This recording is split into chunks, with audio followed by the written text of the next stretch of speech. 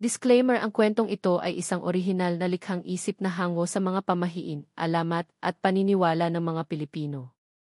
Hindi ito intensyon na manira, manakot, o magdulot ng maling pananao laban sa anumang tao, pamilya, lugar, relihiyon, o kultura. Ang dalagang palabiro at pangarap na makasayaw sa isang liblib na baryo sa kabundukan ng Kabisayaan, may isang dalaga na pinapangarap ng lahat. Ang pangalan niya ay Elena, isang simpleng babae na halos lahat ng kalalakihan sa baryo ay humahanga, hindi lamang dahil sa kanyang kagandahan, kundi dahil na rin sa kanyang kakaibang kabaitan at kasayahan sa buhay. Tahimik at mahiyain si Elena. Hindi siya sanay na nasa gitna ng maraming tao, ngunit palibhasa ay may angking ganda at alindog, nagiging sentro siya ng usapan saan man siya magpunta. Mula pagkabata hanggang sa kanyang paglaki, laging may nagsasabing siya'y tila bituing bumaba sa lupa. Subalit sa kabila ng kanyang mga katangian, mayroon siyang isang lihim na pangarap, ang makasayaw sa gitna ng entablado tuwing pista sa baryo. Ang baryo at ang pista tuwing buwan ng Mayo, ginugunita ng kanilang baryo ang pista na alay sa kanilang patron. Isang linggo ng pagdiriwang, may misa, prosesyon, mga palaro, at higit sa lahat, ang pinakahihintay na sayawan. Dito nagtitipon ang mga taga-baryo, pati na rin ang mga bisitang galing sa karatig na lugar.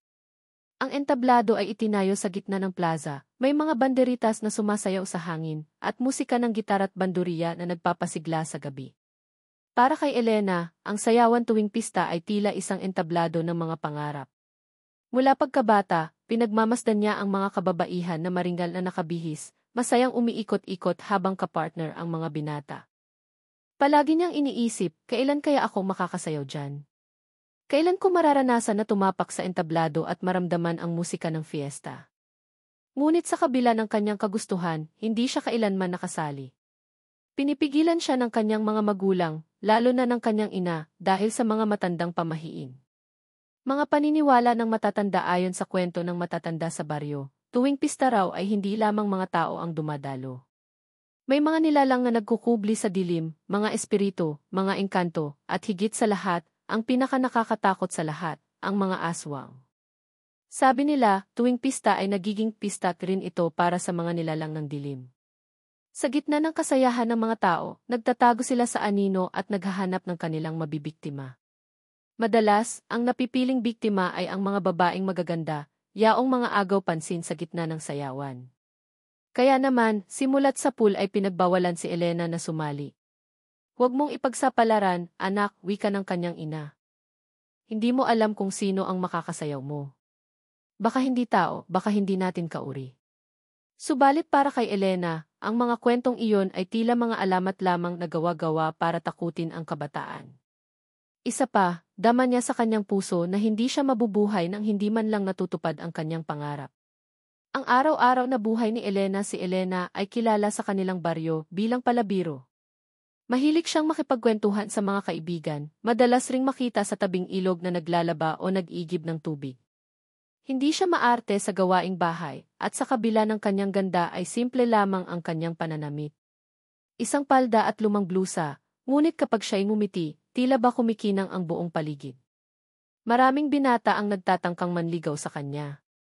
May magsasaka, may mangingisda, at may isa pang anak ng may-ari ng lupa.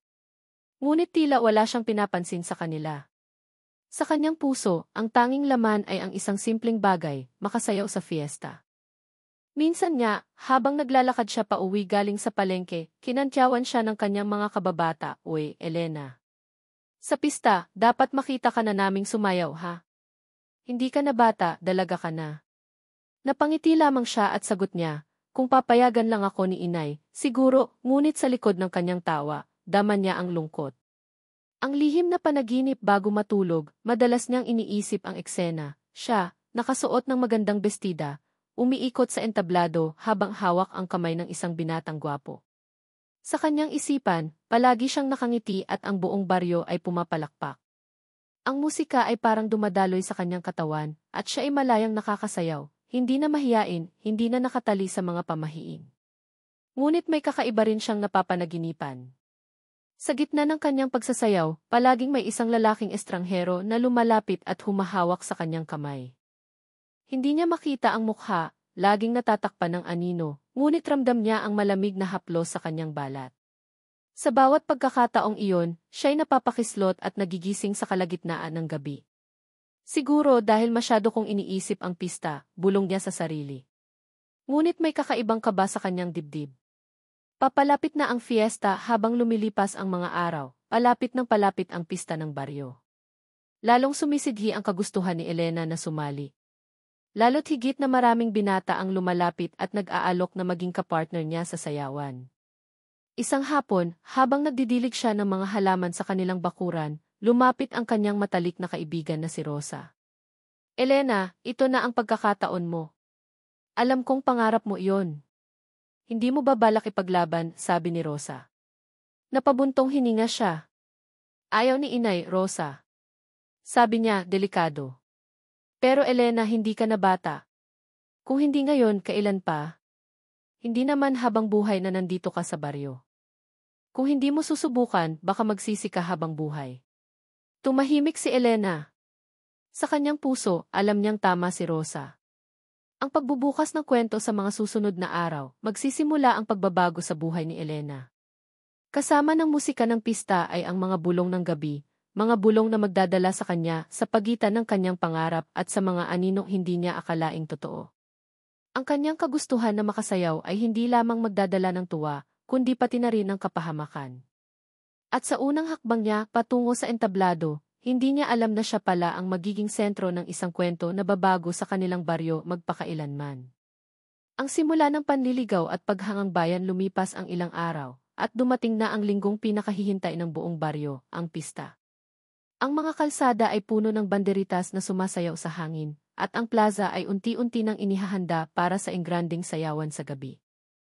Ang mga tao'y abala, ang mga nanay ay nagluluto ng kakanin, ang mga tatay ay nag-aayos ng ilaw at entablado, at ang mga kabataan ay nagsasanay ng sayaw at kanta. Sa kabila ng kasayahan ng lahat, si Elena ang pinakapinag-uusapan.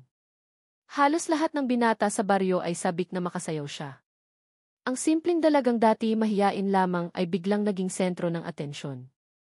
Mga binatang nagpaparamdam, isa sa mga pinakaunang lumapit ay si Tomas, isang magsasakang matipuno, anak ng isang kilalang pamilya ng magbubukid. Elena, wika ni Tomas habang hawak ang sombrero at nakangiti, baka naman payagan mo akong maging kapareha mo sa sayawan mamayang gabi. Napangiti si Elena, ngunit marahan niyang tinanggihan. Salamat, Tomas, pero hindi pa ako sigurado kung makakasali ako. Alam mo namang ayaw ni Inay. Hindi pa man siya nakakaalis ay agad namang lumapit si Diego, isang mangingisdang kilala sa kanyang tapang sa dagat. Kung hindi ka papayagan ni Inay mo, baka pwede kong kausapin siya. Sabihin kong ako ang magbabantay sa iyo habang sumasayaw.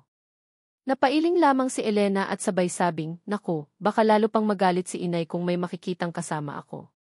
Ngunit hindi doon nagtapos ang paglapit ng mga binata. Sunod-sunod silang nagtangkang manligaw, nag-aalok ng bulaklak, candy, at maging ng mga awit na alay kay Elena. Sa bawat pagkakataon, nakangiti siya ngunit palaging nagdadalawang isip. Ang totoo'y hindi niya alam kung papayagan nga ba siya ng kanyang ina. Ang bulong ng mga kababaihan habang nasa palengke, naririnig niya ang usapan ng mga kababaihan. Si Elena siguradong magiging reyna ng pista ngayong taon. Lahat ng binata gusto siyang makasayaw. Kung ako sa kanya, pipili ako ng pinakamagandang manliligaw. Pero sabi ng matatanda, delikado. Baka siya ay mahulog sa kamay ng mga nilalang na nagtatago sa dilim. Narinig ni Elena ang huling linya at saglit siyang natigilan. Ngunit pinilit niyang iwaksi ang kaba sa kanyang isipan. Kwentong matatanda lang yon, bulong niya sa sarili.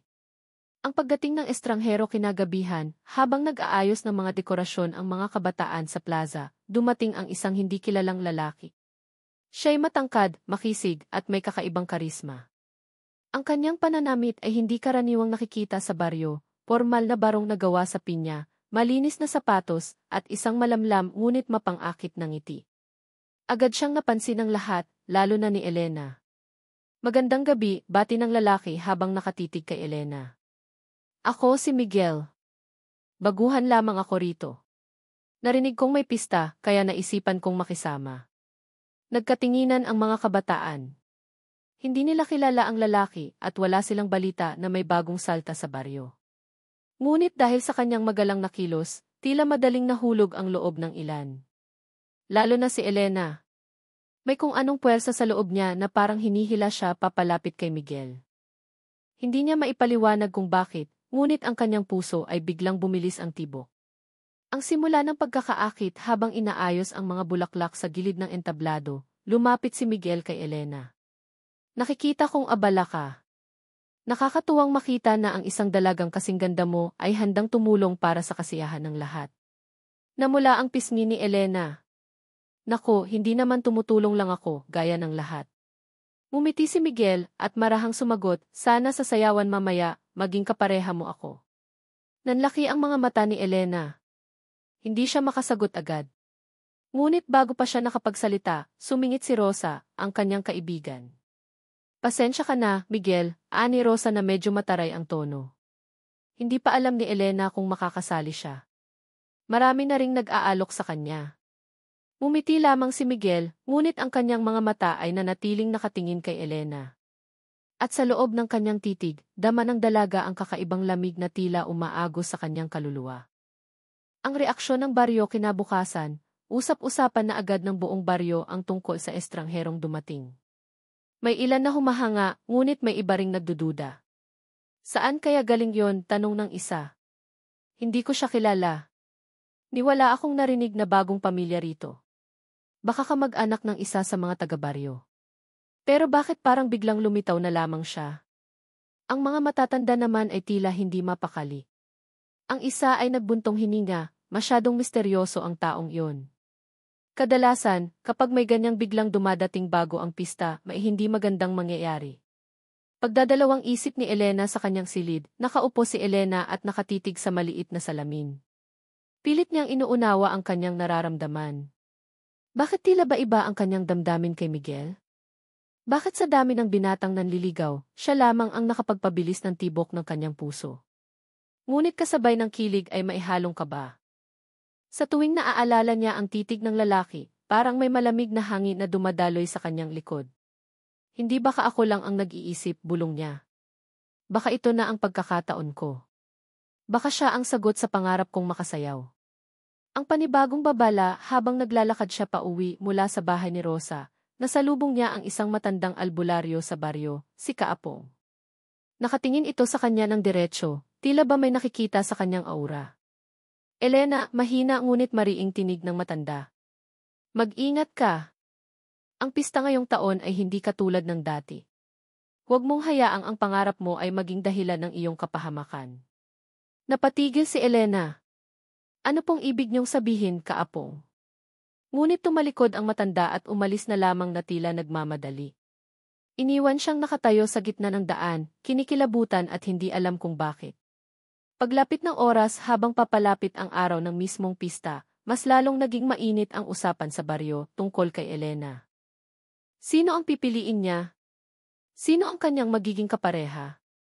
Ngunit sa kanyang puso, alam niyang unti-unti nang pumapasok si Miguel sa kanyang isipan, isang estrangherong dumating na parang may dalang hiwaga. At sa gabing iyon, habang nakahiga siya sa kanyang banig, muling bumalik ang panaginip. Siya ay nakasuot ng magandang bestida, sumasayaw sa entablado, at muling lumapit ang lalaking anino. Ngunit sa pagkakataong ito, unti-unting lumilinaw ang mukha. At doon niya nakita ang mukhang kamukha ni Miguel. Mga bulong ng matatanda at babala ng fiesta, habang palapit ng palapit ang mismong araw ng pista, mas lalong sumisidhi ang kasiyahan sa buong baryo.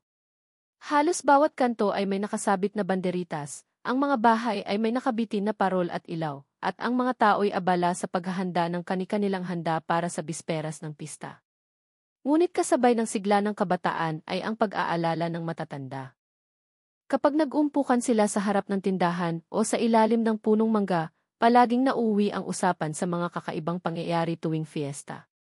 Mga kwento ng nakaraan, naalala niyo ba ang nangyari 10 taon na ang nakalilipas? Ani Mang Sensyo, ang pinakamatandang lalaki sa baryo. May dalagang biglang nawala sa mismong gabi ng sayawan. Hanggang ngayon, hindi na siya nakita.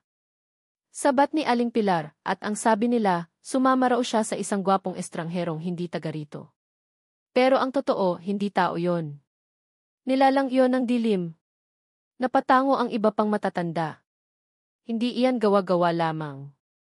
Ako mismo, narinig ko ang iyak ng dalagang iyon bago siya tuluyang naglaho sa may gubat. Habang sila'y nagkukwento, si Elena ay nakatayo sa di kalayuan, hawak ang basket ng gulay. Nakikinig siya ng palihim, at habang tumatagal, mas lalo niyang nararamdaman ang kilabot. Ang mga kwentong iyon ay tila bumabalik sa kanyang panaginip, ang estranghero sa gitna ng sayawan, ang malamig na titig ni Miguel, at ang kanyang kakaibang damdamin. Pag-uusap sa bahay kinagabihan, sa hapagkainan, napansin ng kanyang ama at ina na parang tahimik si Elena. Anak, iniisip mo na naman ba ang sayawan? Tanong ng kanyang ina, seryoso ang tono. Napabuntong hininga siya. Inay, itay pangarap ko lang naman. Isang beses lang sa buong buhay ko. Gusto ko ring maranasan. Umiling ang kanyang ina. Hindi mo alam ang pinapasok mo. May mga bagay na mas mabuting huwag nang subukan. Lalo na ngayong taon. May nararamdaman akong kakaiba. Pumasok ang kanyang ama. Kung ako ang tatanungin, hahayaan na sana kitang sumayaw. Ngunit nakikita kong hindi mapalagay ang iyong ina. At totoo, marami talagang kwento ang mga matatanda. Ngunit itay, sagot ni Elena, halos mapaluha, hanggang kailan po ako magiging bihag ng takot at pamahiin? Hindi ba't pista ay para sa kasayahan? Gusto ko lang makasayaw, hindi naman ako gagawa ng masama. Tahimik ang kanyang mga magulang. Ngunit sa huli, ang tanging sagot ng kanyang ina ay, anak sana hindi mo pagsisihan ang mga desisyon mo. Ang pagdalaw ng albularyo kinabukasan, muling nakita ni Elena si Kaapong, ang albularyo ng baryo. Tinawag siya nito at pinaupo sa kanyang lumang kubo. Elena, seryosong wika ng matanda, nakikita ko sa iyo ang kakaibang liwanag. Ngunit sa liwanag na iyan, may aninong sumusunod. Hindi ko alam kung paano, ngunit nararamdaman ko na ikaw ang susunod na puntirya. Nanginginig ang kamay ni Elena. Ano pong ibig niyong sabihin, Kaapong? Ang mga aswang hindi sila basta-basta sumusulpot. Pinipili nila ang kanilang biktima. Karaniwan, ang mga kabataang dalaga na nasa tugatog ng kanilang kagandahan. At higit sa lahat, yaong may dalang kakaibang enerhiya, mga taong hinog na sa paningin nila. At ikaw, Elena, ikaw ang nakikita nila ngayon. Nanlaki ang mata ni Elena. Aswang. Pero bakit ako? Huwag ka nang magtanong pa. Ang mahalaga ay mag-ingat ka. Kung sakali mang pipilitin mong sumayaw, huwag kang basta papayag na makapareha ang estrangherong iyon. Ang aura niya ay hindi karaniwan. Hindi siya basta tao. Kinilabutan si Elena. Hindi niya masabi kung natatakot siya o naaakit sa babala ng albularyo. Mga palatandaan ng kakaiba habang lumilipas ang mga araw, may mga kakaibang nangyayari sa baryo. Ang mga aso ay tila tahol ng tahol tuwing gabi, nakatingin sa iisang direksyon, sa gubat na nasa likod ng plaza. Ang mga manok ay biglang nagtitilaan kahit wala namang dahilan. At may ilang residente ang nagsasabing may naririnig silang mga yapak sa bubungan tuwing hating gabi. Isang gabi, nagising si Elena dahil sa mahina, ngunit malinaw na pagtawag sa kanyang pangalan. Elena! Elena, dinig niya ito mula sa bintana ng kanyang silid. Nang sumilip siya, wala siyang nakita kundi dilim. Ngunit naroon ang pakiramdam na may matang nakatitig sa kanya. Agad siyang natakot at tinakpan ang sarili ng kumot. Sa loob-loob niya, baka gawa lamang iyon ng kanyang imahinasyon. Ngunit sa puso niya, alam niyang hindi. Pagkikita muli kay Miguel sa sumunod na araw, habang abala ang lahat sa paghahanda ng entablado, muling lumapit si Miguel. Tulad ng dati, magalang ang kanyang ngiti, ngunit malamig ang titig ng kanyang mga mata. Elena, Anya, ilang araw na lamang at darating na ang gabi ng sayawan. Huwag mo sanang kalimutan ang aking hiling, na ikaw ay maging kapareha ko. Nabigla si Elena. Miguel, bakit ako? Ang dami namang ibang babae dito sa baryo. Ngumiti si Miguel. Dahil ikaw lamang ang nais kong makasama. Sa unang tingin ko pa lang sa'yo, alam kong ikaw na. Tumahimik si Elena. Gusto niyang maniwala, gusto niyang kiligin, ngunit sa kanyang puso, may bumubulong na may mali. Mga bulong ng matatanda sa gabi, bago ang pista, muling nagtipon ang mga matatanda sa harap ng kapilya. Dinig ni Elena ang kanilang mga usapan habang siya ay dumadaan pa uwi. Hindi ko gusto ang pakiramdam ko ngayong pista, ani Mang Sensyo. Parang may mabigat na dumadagundong sa hangin. Kung hindi natin pagbabantayan ang ating kabataan, baka may masamang mangyari. Narinig ni Elena ang huling sinabi ng isang matanda, kung sakaling may mawala na naman ngayong pista, baka tuluyan ng sumama ang pangalan ng ating baryo. Hindi natin alam kung paano natin haharapin iyon. Doon lalo pang lumakas ang tibok ng kanyang puso. Alam niyang siya ang tinutukoy. Ang pagdadalawang isip sa kanyang silid, gabi bago ang pista, nakatitig si Elena sa buwan mula sa bintana. Ang kanyang puso ay parang pinupunit sa dalawang direksyon, ang kanyang pangarap na makasayaw, at ang kanyang takot na baka tama ang mga bulong ng matatanda. Ngunit habang siya ay nag-iisip, muli niyang narinig ang malamyos na tinig sa kanyang isipan.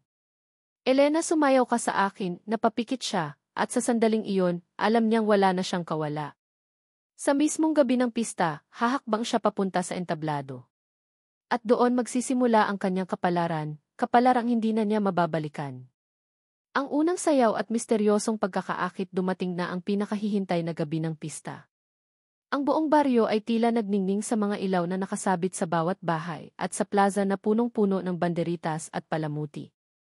Ang mga tao'y masigla, nagtatawanan, nagsasalo sa pagkain, at nag-umpukan sa paligid ng entablado na siya ngayong sentro ng kasiyahan. Ang tugtugan ng gitara, banduriya, at biolin ay nagsimula ng umalingaw-ngaw. Ang mga binata at dalaga ay isa-isang umaakyat sa entablado, handang ipakita ang kanilang galing sa sayaw. Ang mga matatanda ay nakaupo sa gilid, nagmamasid at nagbabantay. Ngunit higit sa lahat ng mata ay nakatuon kay Elena. Ang paghahanda ni Elena, bago pa man magtakip silim, abala na si Elena sa kanyang silid. Ang kanyang kaibigan na si Rosa ang tumulong sa kanya sa pagbibihis. Nakasuot siya ng isang bestidang kulay puti na may disenyong bulaklak, hinira mula sa kanilang kamag-anak. Sa simpleng anyo ng damit, lalong lumutang ang kanyang natural na ganda. Elena, bulong ni Rosa habang inaayos ang buhok ng kaibigan, para kang diwata. Kapag nakita ka ng lahat mamaya, tiyak na ikaw ang pinakamaganda sa entablado. Ngumiti si Elena, ngunit halata ang kaba. Rosa, natatakot ako. Para bang may mangyayaring hindi maganda. Hinawakan ni Rosa ang kanyang kamay. Huwag kang matakot. Nandito ako at maraming tao sa plaza. Walang makakagawa ng masama sa harap ng lahat. Ngunit sa kaloob-looban ni Elena, ramdam pa rin niya ang bigat ng mga babala ng matatanda. Gayunpaman, mas malakas ang kanyang pagnanais na tuparin ang pangarap. Ang pagdating sa plaza pagsapit ng gabi, dumating na si Elena sa plaza. Halos lahat ng tao ay napalingod sa kanya. Ang mga binatay na tulala at ang mga kababaihan ay napabulong. Si Elena, ang ganda niya. Para siyang reyna ng pista. Ngumiti lamang si Elena, bagamat pilit niyang itinatago ang kanyang kaba. Sa gilid ng entablado, nakita niya ang kanyang mga magulang. Ang kanyang ina ay halatang hindi mapakali at ang kanyang ama na may nakamasid ng seryoso. Nandoon din si Miguel. Nakasuot siya ng barong na mas elegante pa kaysa kahapon. Nakatingin siya kay Elena at nang magtagpo ang kanilang mga mata, parang may kuryenteng dumaloy sa katawan ng dalaga. Ang simula ng sayaw, nagsimula ang unang tugtog. Ang mga kabataan ay isa-isang pumanhik sa entablado. Isa-isa ring nagsimulang magsayaw ang mga peres. Masaya, masigla at puno ng tawanan ang paligid. Ngunit si Elena ay nakatayo lamang sa gilid, hindi alam kung sino ang lalapitan. Ilang binata ang nagtangkang yayain siya, ngunit bago pa siya makasagot, dumating si Miguel. Inilahad niya ang kanyang kamay. Elena, sumayaw ka kasama ko. Natigilan ang dalaga. Alam niyang maraming mata ang nakatingin sa kanila. Alam din niyang nakikita ito ng kanyang ina na tila ibig siyang pigilan. Ngunit sa sandaling iyon, hindi niya alam kung bakit tila ba may kapangyarihang nagtutulak sa kanya upang tanggapin ang kamay ni Miguel. At sa wakas, dahan-dahan niyang inabot ang kamay ng estranghero. Ang misteryosong pagkakaakit nang magsimula silang sumayaw, agad na nakaramdam si Elena ng kakaiba. Ang kanyang katawan ay tila gumagaan na para bang siya ay lumulutang sa ere. Ang musika ay dumadaloy sa kanyang ugat, at ang bawat galaw ni Miguel ay sakto at tiyak, na parang sinanay na sinanay para sa kanya. Ang mga tao ay napapalakpak at humahanga. Ang ganda nilang tingnan. Parang sila talaga ang itinadhana para sa isa't isa. Ngunit habang sumasayaw, si Elena lamang ang nakapapansin ng ibang bagay, ang malamig na haplos ng kamay ni Miguel na tila sumisipsip ng init mula sa kanyang balat. Ang kanyang mga mata ay matalim, at sa tuwing nagtatama ang kanilang tingin, pakiramdam ni Elena ay parang hinihigop ang kanyang kaluluwa. Bakit ganito ang nararamdaman ko? Bulong niya sa sarili. Ngunit sa halip na umatras, mas lalo siyang nahulog sa sayaw. Para siyang nahipnotismo, hindi makawala, hindi makatanggi. Ang kakaibang eksena habang tumatagal, napapansin ng ilang tao na parang kakaiba ang itsura ni Miguel. Sa bawat pag-ikot at hakbang, may ilang sandaling ang kanyang anyo ay tila lumalabo. May nakakita na ang kanyang anino'y mas mahaba kaysa normal at minsan ay parang may kumikislap na mapupulang mata. Ngunit dahil sa musika at sa saya, hindi lahat ay agad napansin. Sa gilid ng plaza, nandoon si Kaapong, ang albularyo. Nakamasid siya kay Elena at Miguel at biglang napahawak sa kanyang rosaryo. Diyos ko, hindi ako nagkamali. Hindi siya tao, ang lalong lumulubhang pagkakaakit si Elena, bagamat may kaba, ay tuluyan ang nadadala. Hindi niya alintana ang mga tao sa paligid. Ang tanging mundo niya ay ang mga mata ni Miguel, ang kanyang mga kamay, at ang kanilang sayaw na tila walang katapusan. Ngunit sa gitna ng kanyang pagkahumaling, may narinig siyang bulong sa mismong tainga niya, Elena, ikaw ay akin. Hindi ka na makakatakas pa. Nanlaki ang mata niya. Miguel, ano nang ibig mong sabihin? Tanong niya sa mahinang tinig. Ngumiti lamang ang lalaki, isang ngiting may halong dilim. At sa isang iglap, ramdam ni Elena ang kakaibang lamig na dumaloy sa kanyang buong katawan na para bang maisumisipsip sa kanyang lakas. Ang pag-aalala ng ina sa gilid ng entablado, napansin ng ina ni Elena ang kakaibang kilos ng kanyang anak. Hindi na tama ang nangyayari, bulong niya. Tumayo siya at akmang lalapit, ngunit pinigilan siya ng kanyang asawa. Hintayin muna natin. Baka mapahiya lang siya, wika ng ama. Ngunit sa loob-loob ng ina, alam niyang may mali at kailangan niyang kumilos bago mahuli ang lahat. Ang pagtatapos ng sayaw natapos ang tugtog at malakas ang palakpakan ng mga tao. Ngunit si Elena ay halos hingal na hingal at pakiramdam niya ay nawalan siya ng maraming lakas. Nakatingin lamang si Miguel sa kanya, nakangiti ngunit nananatiling malamig ang mga mata. Hanggang sa muli, Elena, bulong nito. Sa susunod na tugtog, ikaw ay tuluyan ng magiging akin. At sa sandaling iyon, naramdaman ni Elena na ang kanyang pangarap na makasayaw ay nagsisimula ng maging isang bangungot. Ang pagkawala ng dalaga matapos ang unang sayaw, nag-iba ang pakiramdam ng lahat sa plaza. Bagamat masigla pa rin ang tugtugan at palakpakan, may mga matang napansin ang kakaibang anyo ni Miguel at ang tila panghihina ni Elena. Ngunit dahil fiesta, pilit nilang ikinubli ang kanilang kaba at ipinagpatuloy ang kasayahan. Ngunit sa puso ni Elena, ramdam niya ang kakaibang lamig na bumabalot sa kanyang katawan. Parang may nakasingit na malamig na hangin sa kanyang kalamnan, at sa bawat haplos ni Miguel ay unti-unting naubos ang kanyang lakas. Ang pagpapatuloy ng sayawan, isa pang tugtog, sigaw ng mga kabataan. Muli tumugtog ang banda at nagsimula na naman ang sayawan. Ngunit bago pa muling makahakbang si Elena, lumapit si Miguel at marahang bumulong, sumama ka sa akin. May ipapakita ako sa'yo. Natigilan si Elena. Ngayon? Pero fiesta, sandali lang. Isang lihim na lugar. Hindi mo ito makikita kahit kailan kung hindi ngayon, sagot ni Miguel, ang tinig ay malambing ngunit may halong pang-utos. At bago pa siya nakatanggi, marahan ng hinila ni Miguel ang kanyang kamay, patungo sa gilid ng entablado. Ang pagkawala sa gitna ng kagalakan napansin ng ilan na umalis si Elena. Saan siya pupunta? Tanong ni Rosa, ang kanyang matalik na kaibigan. Sinundan niya ng tingin, ngunit dahil sa dami ng tao at liwanag ng ilaw, agad na nawala sa kanyang paningin ang magkasama. Ang ibang tao ay akala ay lumabas lang si Elena upang magpahinga. Ngunit may ilan na nagtatakang bakit sumama siya sa isang lalaking hindi nila kilala. Habang tuloy ang musika, si Elena naman ay mabilis na nadala ni Miguel papunta sa madilim na bahagi ng plaza, sa daan patungong kagubatan. Elena, bulong ni Miguel, dito tayo makakapag-usap ng walang istorbo. Doon sa liwanag ng buwan, sa gitna ng mga puno doon ko ipapakita sa iyo ang aking tunay na sarili. Nanlamig ang buong katawan ni Elena. Hindi niya maintindihan kung bakit siya sumusunod. Parang wala siyang kontrol sa kanyang sarili, parang may nakatali sa kanyang isip at katawan. Ang nawawalang dalaga makalipas ang ilang minuto, napansin ni Rosa na wala pa ring bumabalik si Elena. Agad siyang nagtungo sa kanyang mga magulang. Inay! Itay si Elena, hindi ko na makita. Sumama siya sa estrangherong iyon, sigaw ni Rosa, halos nanginginig. Napatayo ang ina ni Elena. Ano? Sigaw niya, agad na napaluha. Sabi ko na't may masama akong kutob. Mabilis silang naghanap, ngunit wala na sa paligid ang dalaga. Ang mga tao sa plaza ay nagsimulang magtanungan, nagkagulo. Si Elena? Wala na siya dito. Nakita kong umalis siya, kasama iyong bagong dating na lalaki. Baka naman umuwi na sila?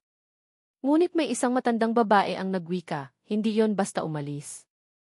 May naramdaman akong malamig na hangin nang dumaan sila. Hindi iyon ordinaryo. Ang pagkaguluhan ng baryo mabilis na kumalat ang balita sa buong plaza.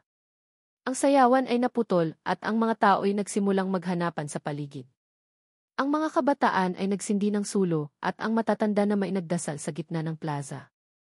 Ngunit walang makakita kay Elena. Ang ina niya ay halos himatayin sa pag-aalala, habang ang ama niya ay pilit pinapakalma ang kanyang sarili. Ngunit sa loob-loob niya, alam niyang hindi simpleng pagkawala ito. Mga nakakita at nakadinig may 3 bata na nagsabing nakita nila si Elena at Miguel na pumasok sa daan patungo sa gubat. At saka po, wika ng isa, nanginginig, parang iba ang itsura ng lalaki. Sa ilaw ng buwan ang mga mata niya ay pula. May isa ring magsasaka na umuwi galing sa bukid ang nagsabi, narinig ko ang iyak ng isang babae mula sa gubat. Mahina lang pero malinaw. Tulong daw tulong agad na nagdulot iyon ng takot at kaba sa lahat ng tao. Ang ilang matatapang na kalalakihan ay nagsimulang maghanda ng tabak, gulok at sibat. Ngunit ramdam nilang hindi simpleng tao ang kanilang hinahabol.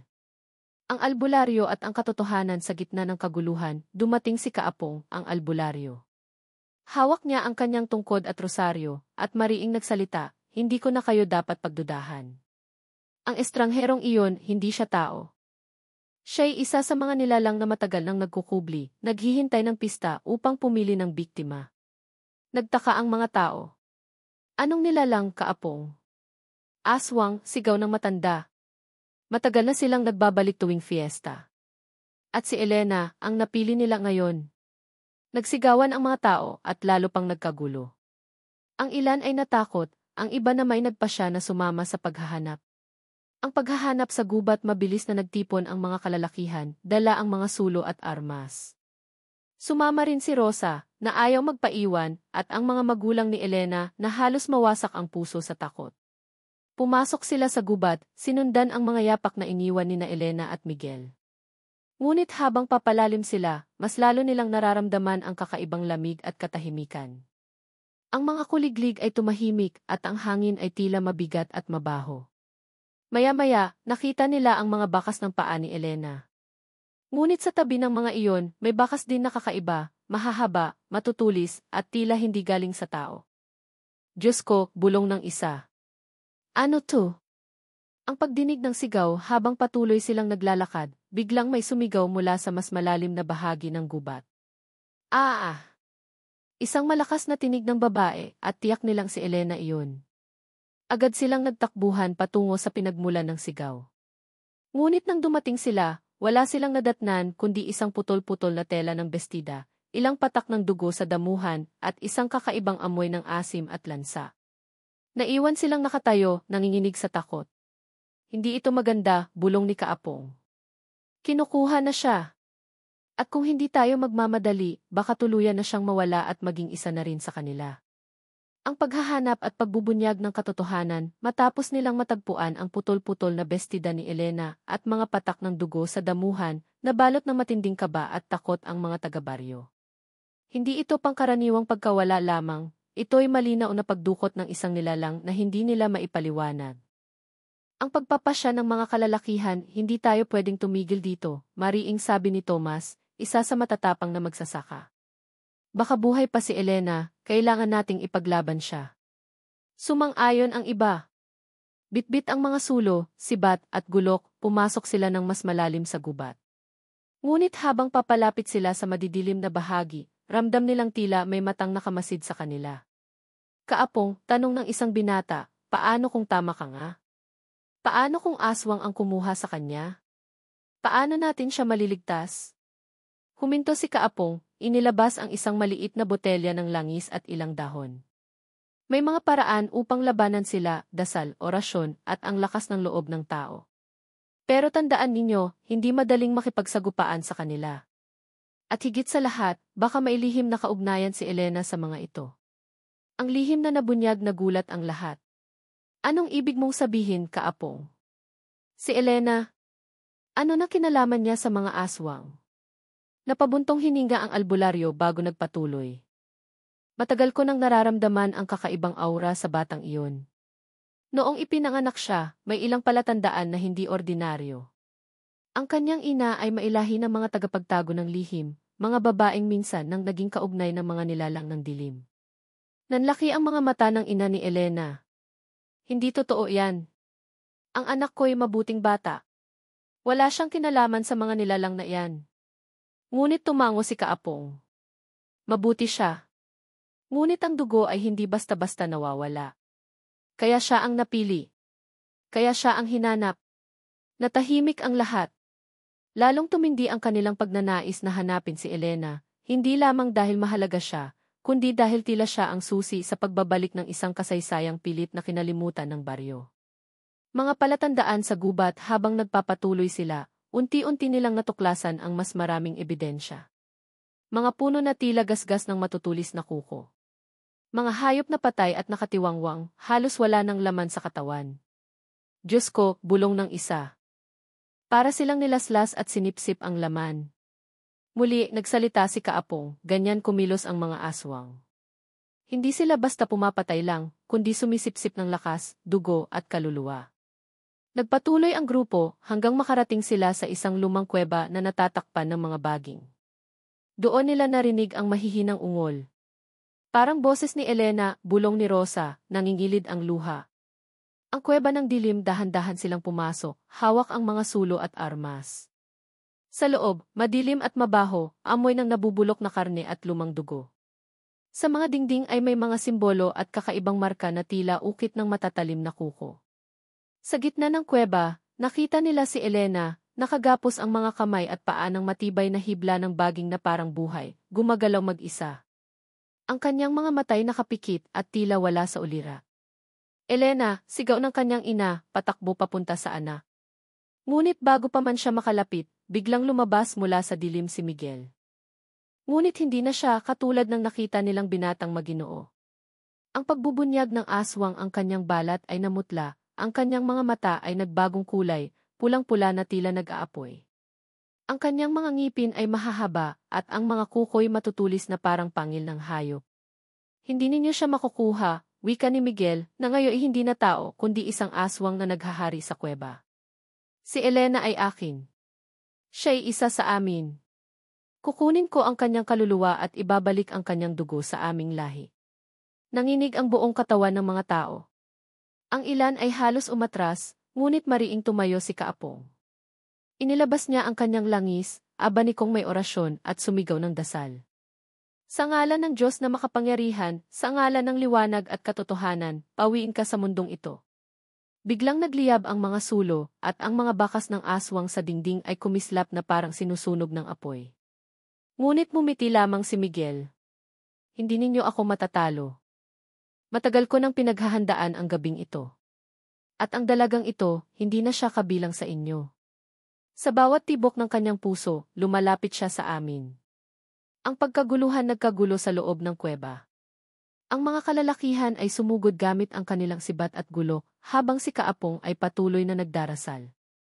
Ngunit mabilis at malakas ang aswang, kaya niyang umiwas, tumalon at dumapa na parang hayop na gutom. Si Elena na may nagsimulang gumising. Umisi siya ng mahina at bumulong, Miguel tulungan mo ako, napaiyak ang kanyang ina. Anak, huwag kang bumigay. Labanan mo. Ngunit ang mga mata ni Elena ay tila nagbabago, unti-unting namumula at ang kanyang mga kamay ay kumikilos na parang hindi niya kontrolado. Ang lihim na nagiging katotohanan sa sandaling iyon, natanto ng lahat, tama si Kaapong. Si Elena ay hindi ordinaryong dalaga. Ang kanyang dugo ay maihalong lahi ng mga nilalang ng dilim, at ngayon, unti-unti siyang hinihila ng aswang upang tuluyang maging isa sa kanila. Hindi, sigaw ng ama ni Elena, hawak ang kanyang gulok. Hindi ko hahayaang kunin ninyo ang anak ko. Sumugod siya kay Miguel, ngunit mabilis itong umilag at sinugod din siya pabalik. Nagpatuloy ang laban, apoy, dasal, at armas laban sa isang makapangyarihang nilalang. At sa gitna ng kaguluhan, nagising si Elena ng tuluyan. Tinitigan niya ang kanyang pamilya at ang mga tao ng baryo, at sa kanyang mga matay nagtagpo ang dalawang mundo, ang pagnanais na maging tao, at ang tawag ng kanyang madilim na dugo. Ang laban sa dilim at sakripisyo sa madilim na kuweba, naglalaban ang apoy ng mga sulo at ang nakakakilabot na lakas ni Miguel na ngayoy ganap ng aswang. Ang bawat galaw niya ay parang hayop na gutom at walang kapaguran, habang ang mga taga-baryo ay pilit na nilalakasan ang loob. Ang simula ng labanan, hindi ninyo ako mapipigilan, sigaw ni Miguel habang lumilipad-lipad na parang paniki, at bawat bagsak niya ay nagdudulot ng lindol sa lupa. Tumalon siya at sinugod ang isa sa mga binata, ngunit mabilis itong nakailag. Agad namang sumugod si Tomas at itinarak ang kanyang sibat, pero bago pa man tumama, sinunggaban ni Miguel ang sibat at binali ito na parang kahoy lamang. Diyos ko, bulong ng isa. Hindi siya kayang talunin ng tao. Ngunit hindi nagpatinag si Kaapong. Hawak ang langis at orasyon, sumigaw siya ng dasal, sa liwanag ng katotohanan, sa kapangyarihan ng Diyos, wasakin ang kadiliman. Biglang kumidlat sa loob ng kuweba, at natamaan si Miguel sa balikat. Napaigik siya, ngunit agad ring nakabawi. Matatapang kayo, ngisi niya. Ngunit hindi sapat ang tapang lamang. Siya, sabay turo kay Elena, ang magiging kabiyak ko sa dilim. Ang pakikibaka ni Elena, nakagapos pa rin si Elena, ngunit kitang-kita ng lahat na nagbabago ang kanyang katawan. Ang kanyang balat ay pumupusyaw at ang kanyang mga mata ay tila nagiging pula. Anak, sigaw ng kanyang ina. Labanan mo yan. Huwag mong hayaan. Napaluha si Elena, nanginginig habang sumasagot, inaayaw ko pero parang may tinig sa loob ko, may boses na humihila sa akin. Lumapit si Miguel, hinawakan ang mukha ng dalaga. Huwag ka nang lumaban. Tadhana mo to, sama ka sa akin, at magiging walang hanggan ang ating kapangyarihan. Ngunit biglang sumugod ang kanyang ama, hawak ang gulok. Hindi mo makukuha ang anak ko. At buong lakas niyang tinaga si Miguel sa tagiliran. Tumama ang gulok, ngunit hindi sapat upang patumbahin ito. Sumigaw si Miguel sa sakit, at saka itinapon ang ama ni Elena palayo. Bumagsak ito sa lupa, duguan ngunit buhay pa. Ang pagpapasya ng dalaga na iwan si Elena na nakatitig sa dalawang mundong naglalaban, ang pamilyang handang magsakripisyo para sa kanya, at ang aswang na kumakatawan sa lahing kumakapit sa kanyang dugo. Kung susuko ka sa akin, bulong ni Miguel, hindi ko nasasaktan ang mga magulang mo. Ngunit kung lalaban ka, lahat sila'y mamamatay. Nanginginig si Elena, lumuha at sumigaw, ayoko. Hindi ako kabilang sa iyo. At sa lakas ng kanyang damdamin, bigla niyang nagawang putulin ang mga gapos na baging na kumukulong parang buhay. Napasinghap ang lahat, tila ang sariling kapangyarihan ng kanyang dugo ang tumulong upang siya ay makawala. Ang huling sagupaan ngayon ay malaya na si Elena. Hinawakan niya ang isang sulo at tumayo sa harap ni Miguel. Kung ako man ay may dugong tulad mo, pipiliin kong maging tao. Pipiliin kong maging kasama ng pamilya ko. Nagalit si Miguel, nagbagong anyo palalo, ang kanyang mukha'y naging halimaw, ang kanyang mga pakpak ay lumaki at tinakpan ang buong kuweba. Nagsimula ang matinding laban. Ang mga taga-baryo ay sabay-sabay na sumugod, gamit ang gulok, sibat at dasal. Si Kaapong naman ay patuloy na umaawit ng orasyon upang palakasin ang kanilang lakas. Si Elena, hawak ang sulo, sinaksak si Miguel sa dibdib. Napasigaw ito, ngunit hindi pa rin bumigay. Hindi mo ako matatalo, Elena, sigaw ng aswang. Dugo mo ay dugo rin ng kadiliman. Ngunit mariin siyang sumagot, mas malakas ang pagmamahal ng tao kaysa sa sumpa ng dugo. Ang sakripisyo sa gitna ng laban, natanto ni Kaapong na hindi sapat ang armas at dasal lamang. Kailangan ng sakripisyo upang tuluyang mapigil siya, bulong niya sa sarili. Lumapit siya kay Elena at bumulong, anak, isa lang ang paraan. Kailangan mong itarak ang apoy sa kanyang puso at isakripisyo ang isang bahagi ng iyong sarili. Kung hindi, babalik at babalik siya. Napaiyak si Elena. Ano nang ibig mong sabihin? Kung pipiliin mong maging tao, sagot ni Kaapong, kailangan mong putulin ang ugnayan mo sa kanyang lahi. At ang ibig sabihin niyan ay mawawala ang bahagi ng iyong kaluluwa na konektado sa kanila. Isang sakripisyong hindi mo na mababawi. Napatingin si Elena sa kanyang ina at ama, parehong sugatan at umiiyak. Anak, gawin mo kung ano ang tama, bulong ng ina.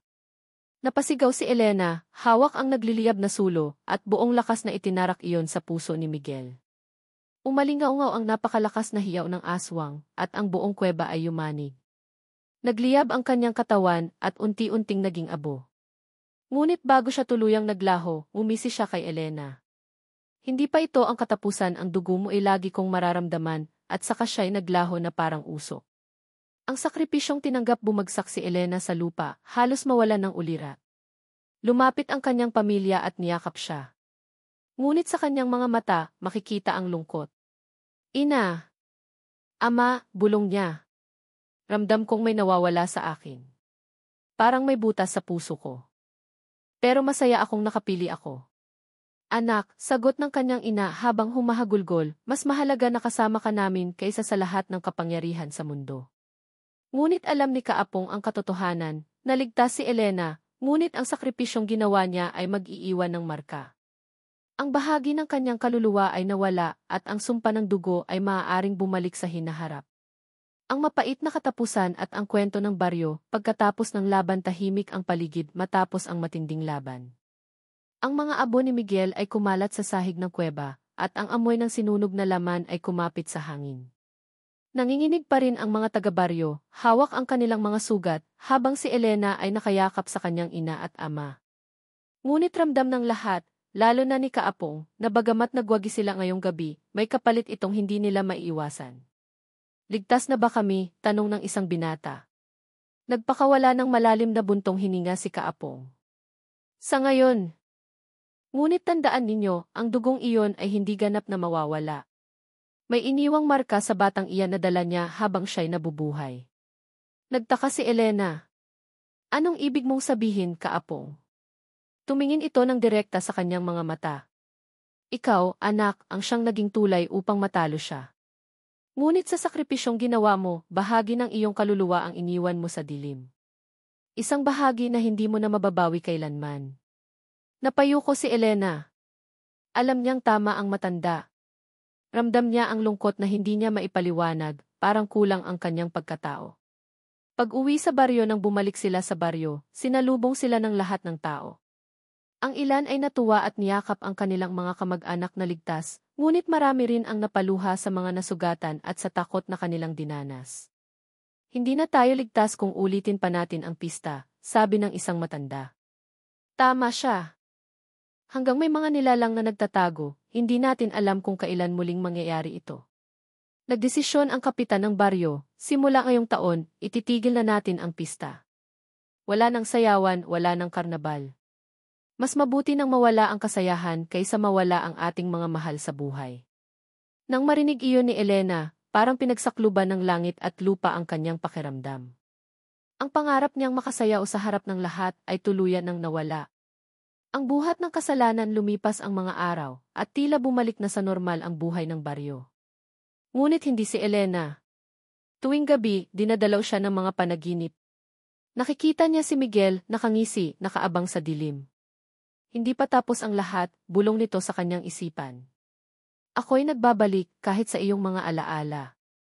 Gigising siyang pawis na pawis, umiiyak at halos hindi makahinga. Anak, sabi ng kanyang ina isang gabi, itulog mo na lang iyan. Panaginip lang yan. Ngunit alam ni Elena na hindi iyon basta panaginip. Alam niyang bahagi ng kanyang kaluluwa ay naiwan sa dilim at iyon ang pintuan na pwedeng pasukan ng mga nilalang na tulad ni Miguel. Ang huling pag-uusap kay Kaapong isang gabi, lumapit si Elena kay Kaapong. Totoo po ba na maaari pa siyang bumalik? Kahit patay na siya. Napatingin ang matanda, hawak ang kanyang baston. Hindi siya babalik sa anyo na nakita mo. Ngunit ang sumpa ay buhay. Sa dugo mo, Elena, maaaring dumaan ang kasamaan kung hindi ka magiging matatag. Iisa lang ang paraan upang tuluyang maputol iyon. Na ano po iyon? Kung tatanggapin mo ang buhay ng isang ganap na albularyo. Kung ipagpapatuloy mo ang laban-laban sa kanila. Ikaw ang may kakayahang pumili, maging biktima o maging tagapagtanggol. Tahimik si Elena. Ang pangarap niya noon ay simpleng makasayaw sa pista. Ngunit ngayon, ang kapalit ay isang buhay na puno ng tungkulin at sakripisyo. Ang pagbabago ng dalaga mula noon, nagbago si Elena. Hindi na siya ang masayahing dalaga na nangangarap sumayaw. Mas naging tahimik siya, mas mapagmasid. Tuwing gabi, tinuturuan siya ni Kaapong ng mga dasal, orasyon, at kaalaman tungkol sa mga nilalang ng dilim. Ngunit sa bawat pagtuturo, ramdam niyang may kulang pa rin sa kanya, ang bahagi ng kaluluwang nawala noong siya ilumaban kay Miguel.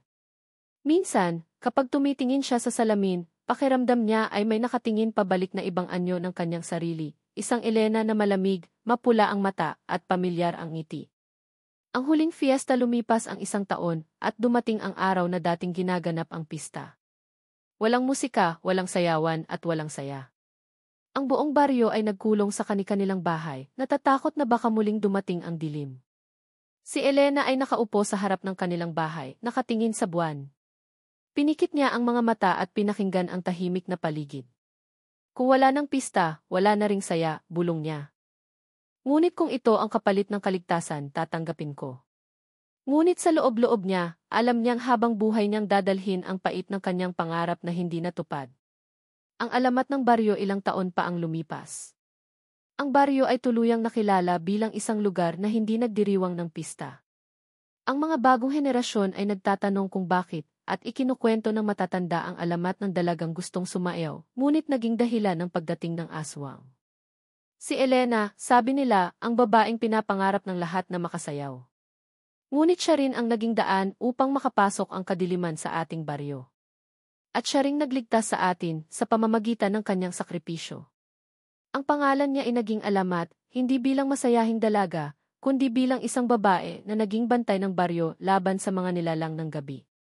Ang mapait na katapusan si Elena ay tumanda, ngunit hindi kailanman nakalimutan ang gabi ng laban. Hindi na niya nakamit ang kanyang pangarap, ngunit natutunan niyang tanggapin ang kanyang tadhana. At sa kanyang huling hininga, bago siya pumikit, may narinig siyang bulong mula sa dilim, ang pamilyar na tinig ni Miguel, hanggang sa dulo ng iyong buhay, ikaw at ako'y iisa, napaluha siya, at saka ngumiti ng mapait. Ngunit pinili kong maging tao. At iyon ang panalo ko. At sa kanyang pagpanaw, tuluyan ang natapos ang alamat ng dalagang pinapangarap makasayaw tuwing pista. 3.